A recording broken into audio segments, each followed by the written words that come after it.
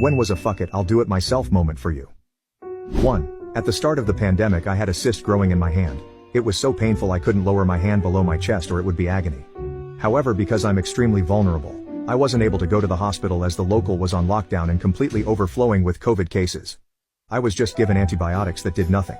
So one night I'd finally had enough. I'd already had 6 removed in the last year, so knew what the deal was. I woke up at 2 a.m. in unspeakable amount of pain, said fuck it, and dug the thing out myself with some sterilized tweezers, a surgical knife and a shitload of kitchen towels to mop up the blood. Did it while watching WrestleMania cause it was the only thing on at 2 a.m. The next day I called my doctor because I now had a perfectly circular hole in my hand, but it wasn't deep enough for stitches. Just advised I patch myself up with some plasters, and he sent some more specific antibiotics to my house.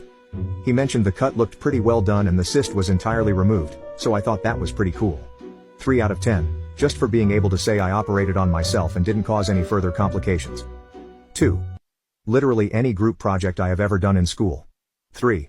I bought a house recently and the previous owners didn't leave the mailbox key. I had a million other things to do, so I figured I'd call a locksmith and let them deal with it. After getting messed with by 3 different guys who refused to even give me a ballpark on cost, I said fuck it and drilled into the lock myself and replaced it. Got the job done for $30. New lock, a wrench I had to buy, instead of probably $200. 4.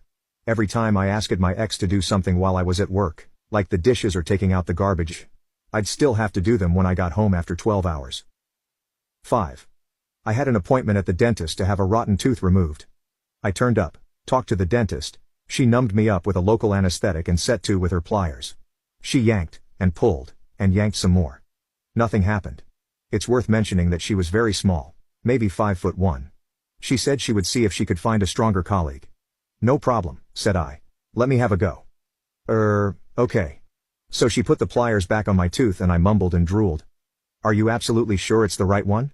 Yes, she said.